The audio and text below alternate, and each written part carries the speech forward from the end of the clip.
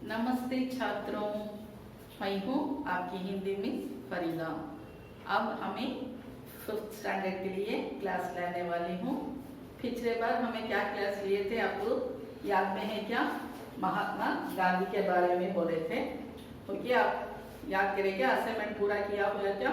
Okay, अब हमें next lesson जाएंगे मदुरई शहर के बारे में। मदुरई शहर आपको पता है क्या? मदुरई कुछ आया हो क्या आपने? ओके, हमें अब क्लास खत्म करने के बाद आपको बहुत आशा होगी कि मदुरई शहर देखने का। मदुरई ऐसा बात कहने से ही ऐसा एक वर्ड बोलते ही हमें जो याद आता है मदुरई मीनाक्षी अम्मन टेम्पल। हिंदू लोग वहां पर जाया करते हैं, तो एक उनका होली प्लेस होता है। अब हमें देखेंगे लेसन के तरफ। मदुरई शहर, मदुरई सिटी। यहाँ पर फर्स्ट पॉइंट हमें देखते हैं मीनाक्षी अम्मन टेम्पल। इसके बारे में बहुत सारे पौराणिक कथाएं बोला जाती है। वहां पर पार्वती देवी ने शिव के याद में मेडिटेट करके उसके बाद में उसे विवाह कर दिया था और वहीं पर उनका शासन चलाया था। ऐसा बहुत सारे पौराणिक कहानियां हमें सुनने में आते हैं। और यही प्रसिद्ध मंदिर होती है, इतना बड़ा मंदिर होता है। ये मंदिर से हमें ये जानकारी कर सकते हैं कि उस जमाने का आर्ट एंड आर्किटेक्चर, वहां पर वो शिल्पकला क्या होती है, वो उनका नमूना कैसे लेते थे, वो पत्थर में जो कार्विंग्स किया था कैसा किया था, उसके बारे में हमें बहुत सारे जानकारी वहां से हमें मिलते हैं। और वहां पर होने वाला मूर्तियां, शिव और पार्वती की मूर्तियां भी वहां पर बहुत प्रसिद्ध होता है। यहाँ पर हर चैत्र महीने में बहुत सारे फेस्टिवल्स होता है, इसलिए मदुरई शहर को उत्सव की नगरी ऐसा भी कहते हैं।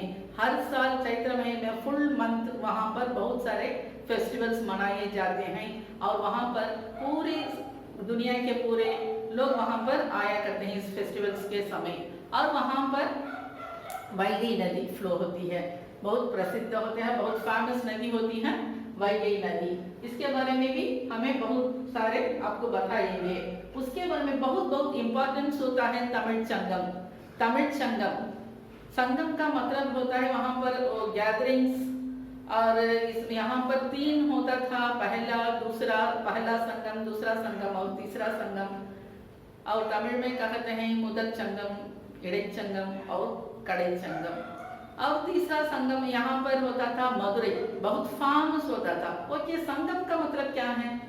संगम एक गैदरिंग्स होता है और वहां पर कुछ लोग होते हैं, कुछ स्कॉलर्स, एक विद्वान का सभा होती है।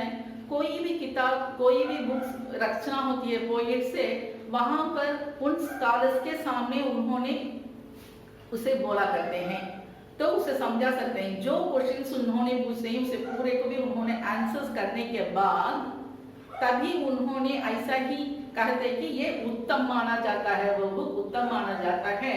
और उसके बाद में लोगों के हाथों में जाता है, जैसा एक ISSC के जैसा। फिर उन्होंने ही वहां पर क्या करते हैं, वो बेंच ऑफ स्कॉलर्स करते हैं, विद्वान की सभा। वो सभा के लोग हैं इसे ओके ये चालू है, ये पढ़ सकते हैं, इसे डिलीवर कर सकते हैं, ऐसा ही इन्होंने कहते हैं।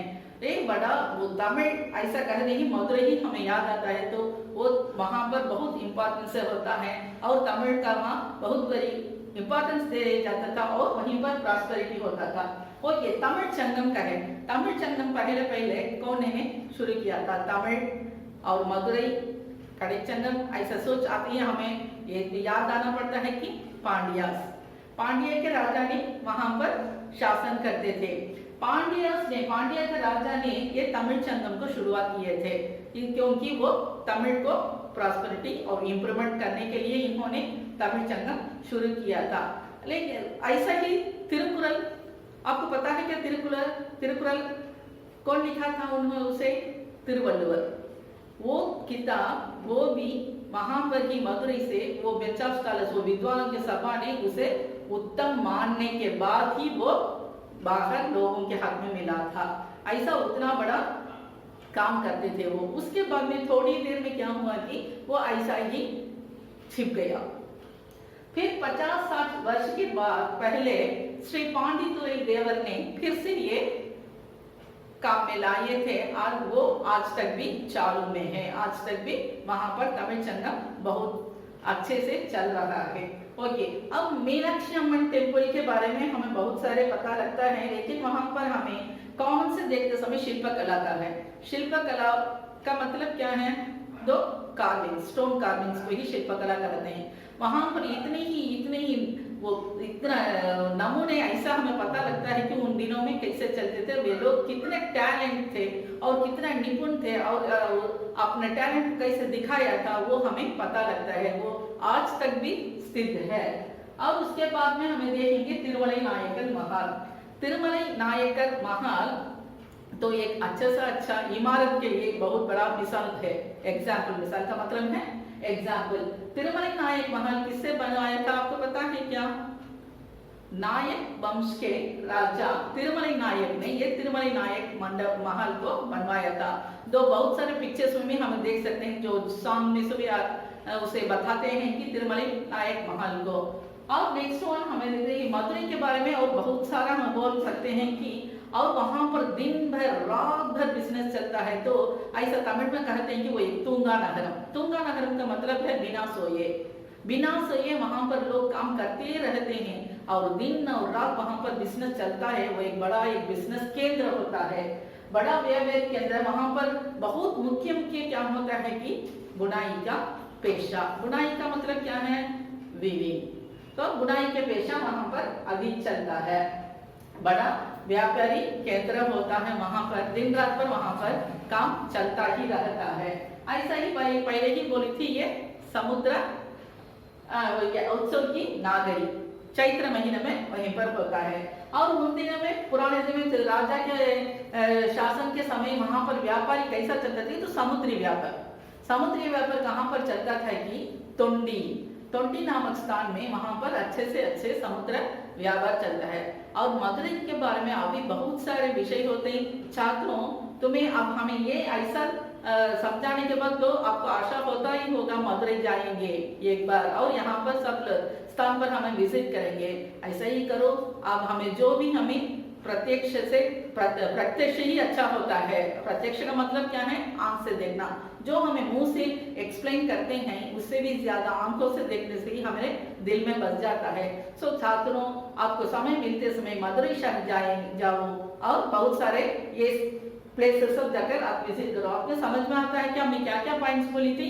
मीनाक्षी अम्मन टेम्पल के बारे में आपको बोली थी और वहां का कहानी के बारे में बोली थी। और नेक्स्ट वन उसके बारे में होने वाला पौराणिक कहानियां।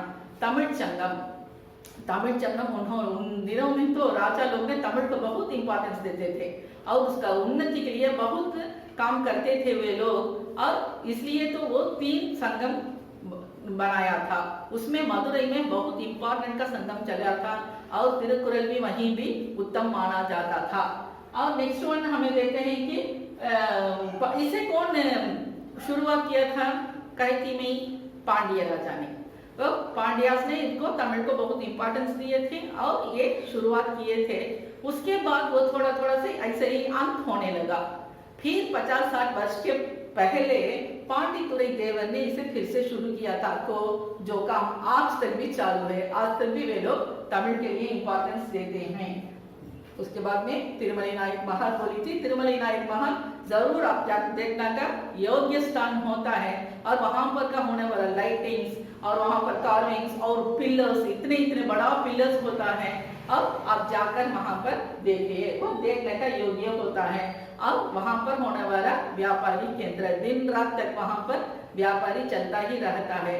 बच्चों, वो जो हमें इतना ये सिखाए थे, जो बताए थे, वो स्थानों को जाकर आप विजिट करो और देखो और अच्छे से अच्छे पाठ सीख लेना छात्रों। धन्यवाद।